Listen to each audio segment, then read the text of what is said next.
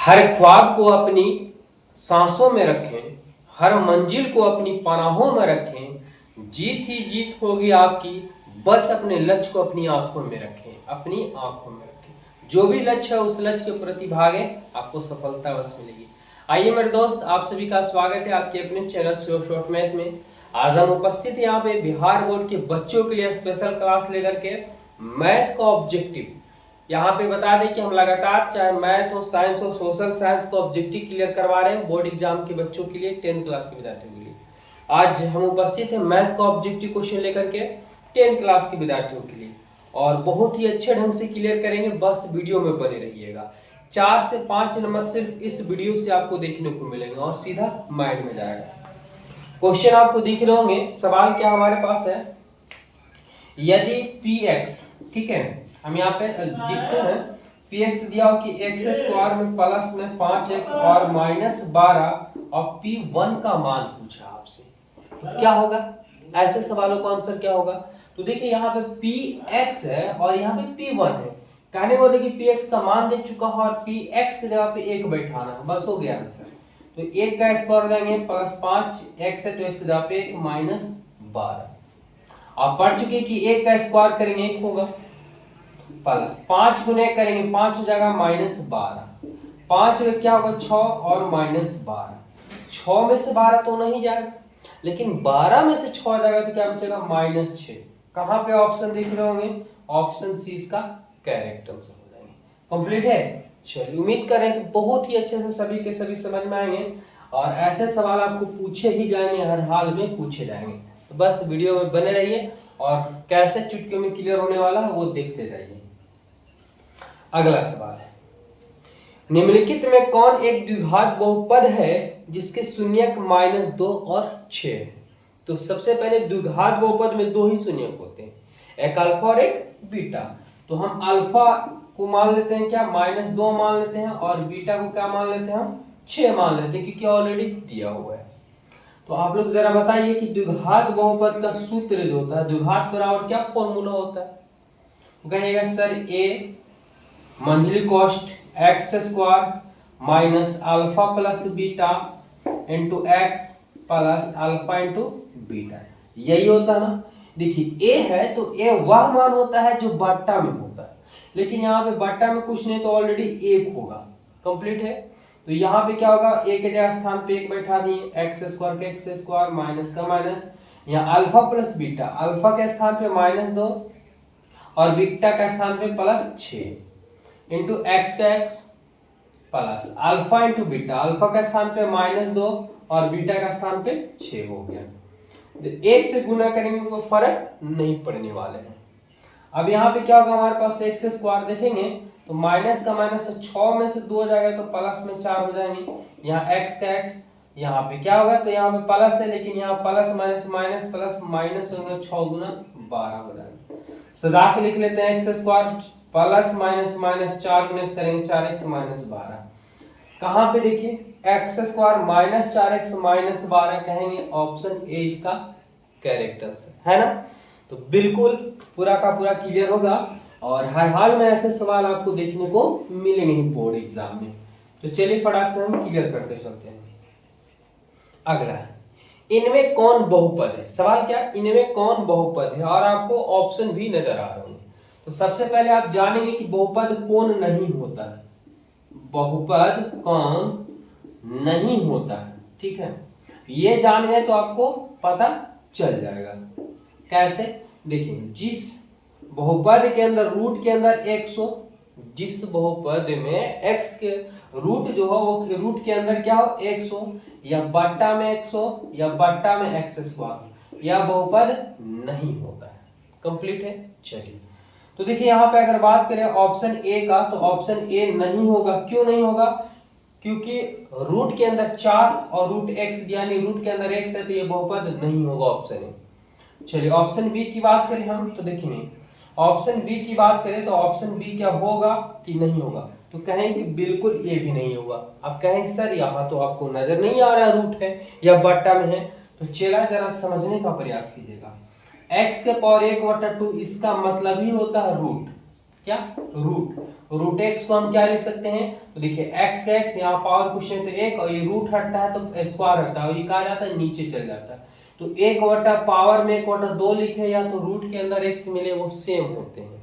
तो इसके अनुसार जो है बी भी नहीं होगा। अच्छा, ऑप्शन सी की बात करें तो ऑप्शन सी भी नहीं होगा। क्यों? क्योंकि रूट के अंदर में एक्स आ गया, रूट के अंदर एक्स आता है तो बहुपद नहीं होता। तो आगे बन करके ऑप्शन क्या होगा, डी होगा। अच्छा चलो, अब यहाँ पे आप लोग दिमाग लगा रहे होंगे क्या कि सर ये तो रूट के अंदर 2x² है और क्या दिया हुआ -3√3x है और प्लस में √6, तो इसमें तो सब रूट में है, फिर भी कैसे हो जाएगा? तो समझिएगा, हम आप लोग को क्या बताएं कि रूट के अंदर x नहीं होना चाहिए, या बट्टा में x या बट्टा में x² नहीं होना चाहिए। लेकिन यहाँ पर रूट क्या है, लेकिन अंक है, x नहीं है रूट में, x हमारा स्वतंत्र है, तो ये बहुपद है। कंप्लीट है। चलिए, तो उम्मीद कर रहे हैं कि अगर आपसे पूछ दिया जाए कौन बहुपद है और कौन नहीं है, तो आज के बाद दिक्कत आपको नहीं होना चाहिए। आगे बढ़ते हैं अगले सवाल की ओर। देखिए अगला सवाल क्वेश्चन नंबर 17 हमारे पास है। क्या क्वेश्चन पूछा है, 2x² प्लस में 5x और -12 के शून्य पूछा है। क्या पूछा? शून्य पूछा है।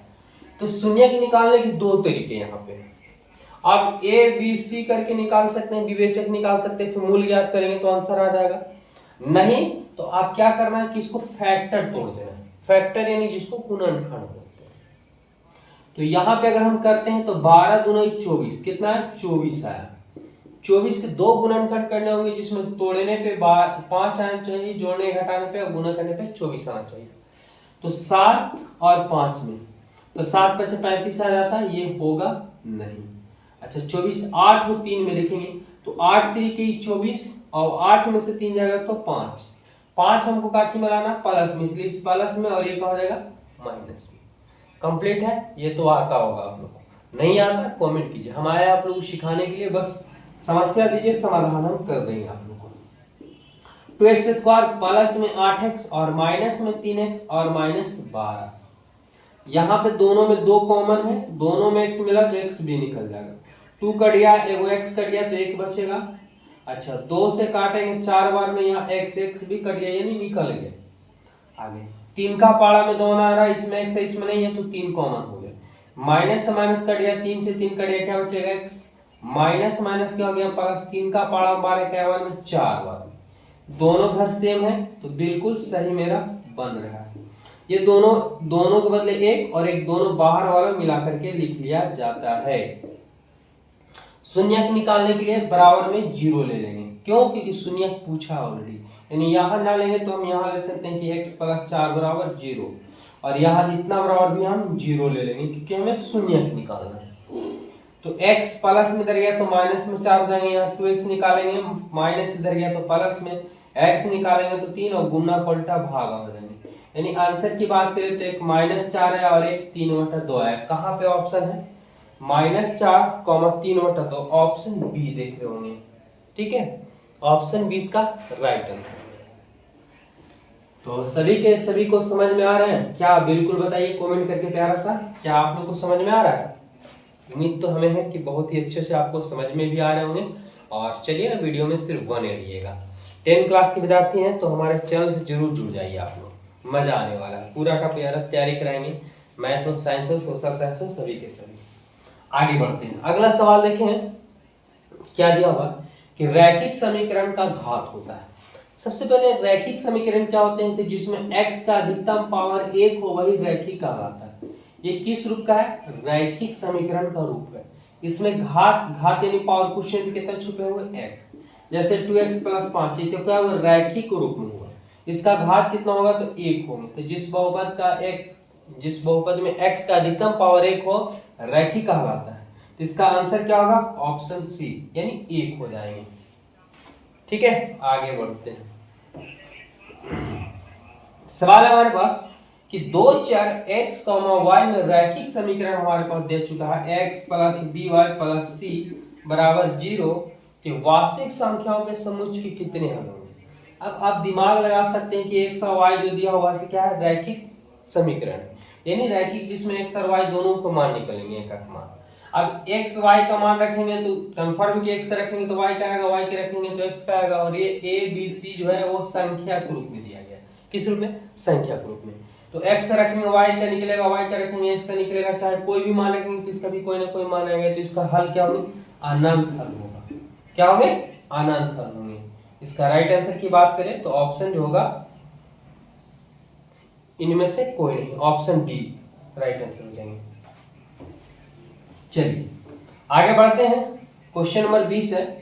सवाल हमारे पास कि x और y दो चर वाले रैखिक समीकरण का व्यापक। तो रैखिक समीकरण, ठीक है, रैखिक समीकरण का व्यापक रूप क्या होगा? तो देखिए इसका व्यापक रूप होता है x प्लस बी वाई और प्लस सी बराबर 0। ये होता है रैखिक, यानी x का अधिकतम पावर क्या है? 1 होना चाहिए।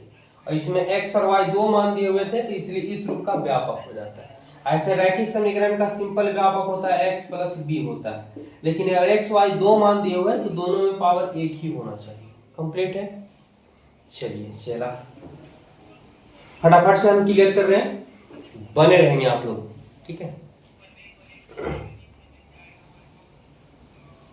याद रखिएगा, मेहनत करनी पड़ती है साहब जिंदगी बनाने के लिए, मेहनत करनी पड़ती है साहब जिंदगी बनाने के लिए। ये मैगी नहीं है जो 2 मिनट में बन के तैयार हो जाएंगे, ठीक है, तो समय लगता है। देखिए सवाल हमारे पास 21 नंबर क्या कि x माइनस वाई बराबर 0 हो तो आलेख कैसी सरल रेखा होगी। ऐसा सवाल विद्यार्थी क्या करते हैं? बोर्ड एग्जाम में छोड़ के आ जाते हैं, लेकिन आपको छोड़ने नहीं है। समझिएगा, x माइनस वाई बराबर 0 तो माइनस इधर जाएगा तो हमारे पास क्या हो जाएगा? बराबर हो जाएगा। यानी x और y दोनों का मान क्या होंगे? बराबर होंगे। जब दोनों का मान बराबर तो क्या x अक्ष के समानांतर होगा? कहेंगे नहीं सर। y अक्ष के समानांतर होगा? नहीं। मूल बिंदु से जाती हुई? बिल्कुल। देखिए अगर ये x का मान 2 तो y का भी मान 2 यहाँ टच करेगा। x का मान 3 तो इसका मान भी 3, तो ये क्या होगा? x का मान 4 तो y का भी मान 4, ऐसे जाएंगे। यानी क्या होगा? तो ये मूल बिंदु से जाती हुई प्रतीत होगी, ठीक है। तो ऑप्शन की बात करें, ऑप्शन क्या होगा यहाँ पे? सी राइट आंसर हो जाएंगे।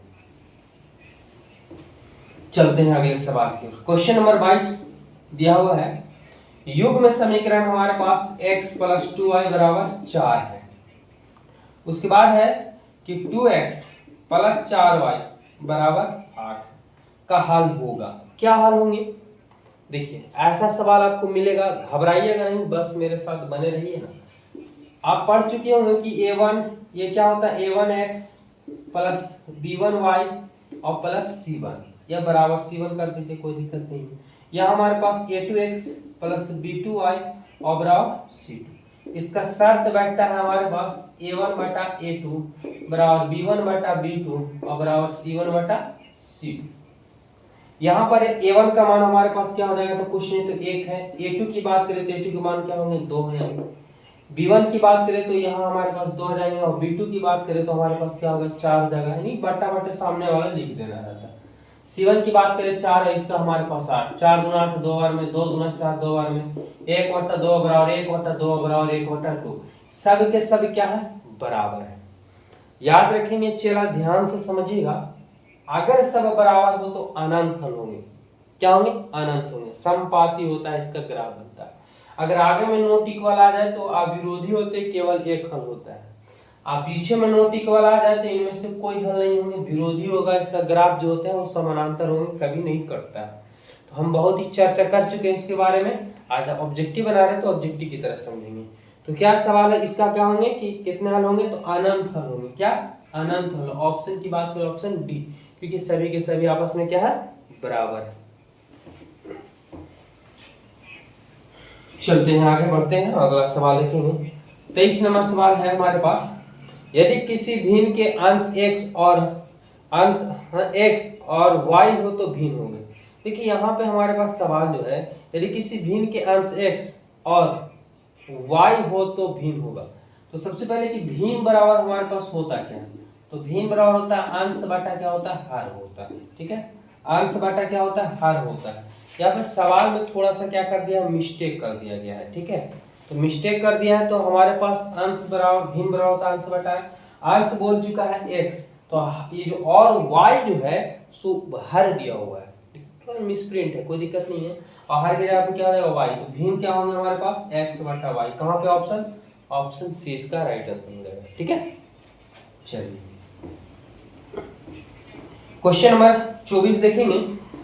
24 पूछा है कि x प्लस वाई बराबर हमारे पास 3 है और 2x माइनस 2y, सॉरी 3 हमारे पास दिया हुआ, 3x माइनस 2y बराबर 4 के हल होंगे। यहाँ पे आप देख रहे हो कि इसको हल करना होगा, ग्राफ बनाना, ग्राफ नहीं हल करने में x और y का मान पूछा है। चलिए सिंपल तरीके से पता कर लेते हैं। समीकरण 1 और ये 2, इसमें किसी एक को बराबर करने के लिए हम यहाँ पे क्या करेंगे, तो इसमें 2 से गुना कर देते हैं। 2 से अगर हम सपोर्टेड गुना करेंगे तो 2x हो जाएगा, और 2 गुने y करेंगे तो प्लस 2y हो जाएगा, और 2 से गुना करेंगे तो 2 3 6 हो जाएगा। यानी ये समीकरण को हम यहाँ लिख दिए। ठीक है, अब हमें इससे मतलब है, ये क्या करेंगे, प्लस माइनस ऑलरेडी है तो जोड़ने पर ये का हो गया, कट गया हमारे पास। 3 और 2 क्या होंगे, 5x हो जाएंगे, और 6 और 4 क्या होगा, 10 हो जाएंगे। 5 गुना 10 यानी x का मान हमारे पास क्या होंगे, 2 हो जाएगा। चलिए अब आगे बढ़ते हैं कि इस x का मान चाहे इसमें बैठा है या इसमें बैठा है, कहीं भी बैठाएंगे कोई दिक्कत नहीं है।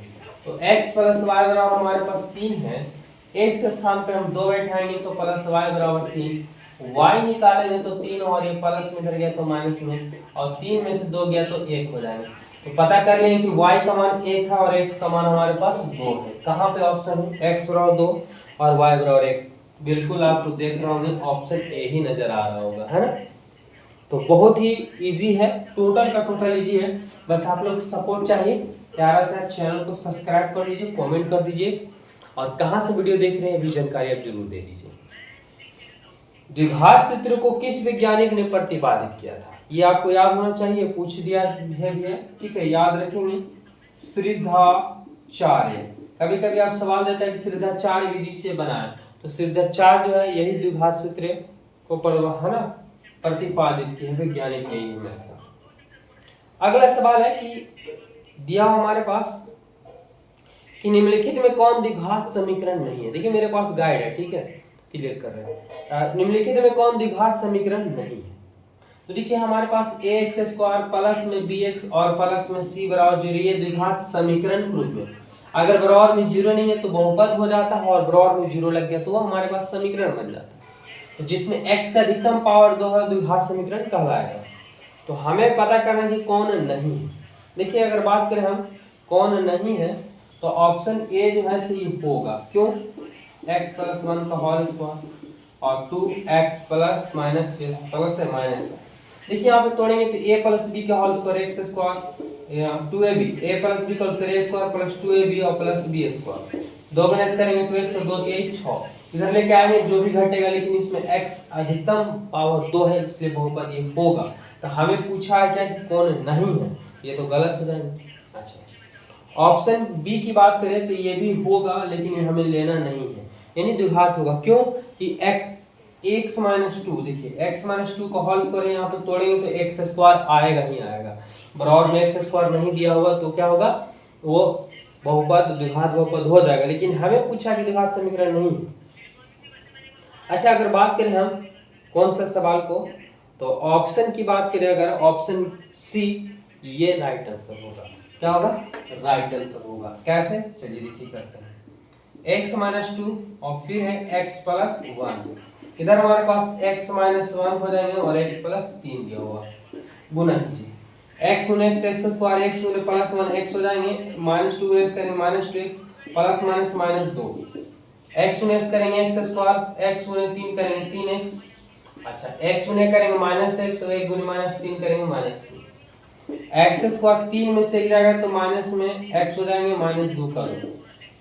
यहाँ देखिए x स्क्वायर 3 में से जाएगा तो प्लस में 2x हो जाएंगे और माइनस 3 का 3, ये बराबर में इधर आएगा तो माइनस में x स्क्वायर से x स्क्वायर काट देंगे तो x का अधिकतम पावर एक ही रहेगा, तो ये द्विघात नहीं होगा बल्कि रैखिक हो जाएगा। तो हमसे पूछा कौन द्विघात नहीं है, ऑप्शन सी इसका राइट आंसर हो जाएगा। ठीक है, वीडियो काफी लंबा हो जाएगा इसलिए इसको वीडियो यहीं तक रहने देते हैं, और कल इसके बाद हम क्लियर करेंगे, इसलिए हमारे चैनल से जरूर जुड़ जाइए। आपको बहुत बहुत धन्यवाद पूरा वीडियो देखने के लिए।